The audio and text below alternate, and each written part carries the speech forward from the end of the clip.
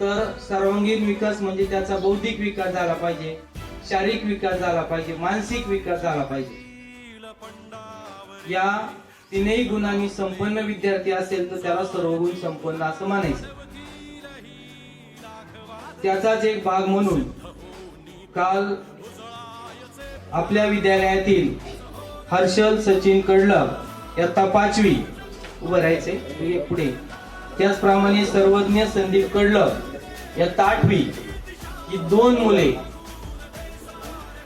छत्रपती शिवाजी महाराजांच्या जन्मभूमीमध्ये म्हणजे जुन्नर या ठिकाणी कराटे आंतरशालेय क्रीडा स्पर्धा घेण्यात आल्या आणि त्या ठिकाणी जवळजवळ 500 ते 600 स्पर्धक होते. अशा या मोठ्या स्पर्धेमध्ये आपल्या विद्यालयातील या 2 मुलांनी भाग घेतला. त्यांना मार्गदर्शन करण्यासाठी सन्माननीय निखिल गोसावी सर हे स्वतः या मुलांना घेऊन गेले.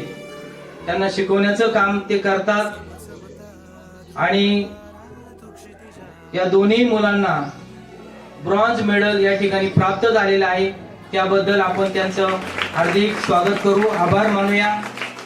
ही मुलं खूप शांत आहेत, कधी बोलत नाही, परंतु या खेळात त्यांनी नाव कमवलं. त्यांचा आम्हा सर्व शिक्षकांना सार्थ अभिमान आहे.